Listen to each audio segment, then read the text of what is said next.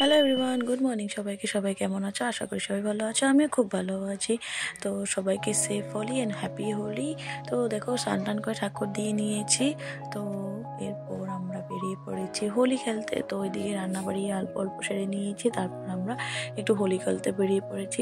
তো ভিডিওতে আমার মাকে দেখতে পাচ্ছ। তো হোলিতে কোনো সময় মা বাইরে থাকে না, কিন্তু আনফর্চুনেটলি এবার মা আমার বাড়িতে আছে, কারণ আমার বাবার শরীর অনেকটা খারাপ।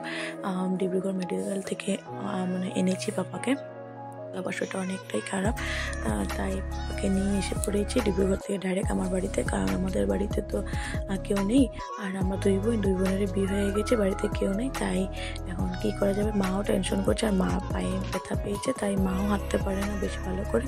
তাই মাকে আর পাপাকে আমার সাথে নিয়ে এসে পড়েছি, যাতে ওদের কোনো কষ্ট না হয়। তাই সেটা ভেবে আমি আমার বাড়িতে নিয়ে এসে পড়েছি। আর যতদিন পর্যন্ত দুজন সুস্থ না হবে, আমি ততদিন পর্যন্ত আমাদের বাড়িতেই রাখবো। তো এটার মাঝখানে হোলি পড়ে গেছে, তো হোলির এনজয়মেন্টটা যদি না করি তাহলে তো হবে না। তাই সবাইকে একটু হোলি লাগিয়ে দিচ্ছি। তো বেরিয়ে পড়েছি হোলি খেলতে, আর যদি ভিডিও না করি তাহলে কেমনে হবে।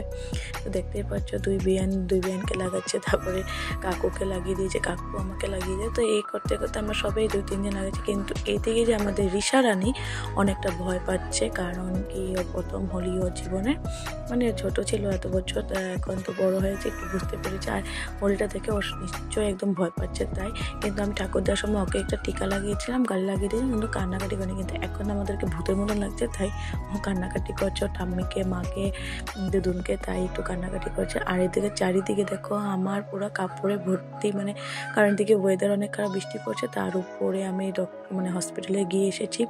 আমার মার, শ্বশুরের, পাপার, 4জনের দিকে ঋষার পাপা সবের কাপড় জমে গেছে, আর ঠান্ডা পড়ে গেছে, তাই অনেকটা কাপড় ভর্তি হয়েছে। তাই চারিদিকে আমাদের কাপড় দিয়ে ভর্তি। এরপর কাকু কাকিমনিকে এই ভূতের মতন করে লাগিয়ে দিল, দেখতে পাচ্ছ। এরপর কাকিমা সবাইকে লাগিয়ে দিচ্ছে। আর লাল রঙটা অনেকটা মিষ্টি কালার, কিন্তু দেখো ভূতের মতন লাগছে দেখতে। এরপর আমরা হোলি খেলে, ওইদিকে তো ঋষা পুরো কান্নাকাটি করছে, কারণ ও পুরো ভয় পেয়ে গেছে এইভাবে রং খেলা দেখে। আমাকেও তারপরে রং লাগিয়ে দিয়েছে। তারপরে আমরা চলে গেলাম বন্দনা কাকিমাদের বাড়িতে। আর এদিকে রান্না অল্প স্বল্প করে নিয়েছিলাম, যেহেতু তো অল্প বাকি আছে, সেটা পরে আবার করে নিব। মা করে নিয়েছে। তো স্নান আমি তো প্রথমে স্নান করে নিয়েছিলাম ঠাকুর দেওয়ার জন্য। আর এরপর দুই মা করবে, কাকিমনিরা করবে। তারপরে আমরা বন্দনা কাকিমদের বাড়িতে গেছি। দেখো রিমা কাকিমনি এসেছে। রিমা কাকিমনি বলছে আমাকে কিন্তু মাথাতে দেবে না।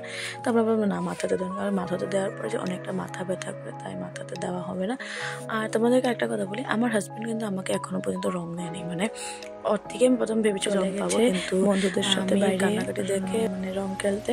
তো জানি না লাগাবে কি লাগবে না লাগালে তখন ভালো, কারণ 3টা বেজে গেছে, এখন আমি আর কোনো রং খেলবো না। এদিকে একদম অঝরে বৃষ্টি, ওয়েদার অনেকটা খারাপ। এবারে হোলি পুরো বরবাদ করে দিয়েছে আর বৃষ্টির জন্য।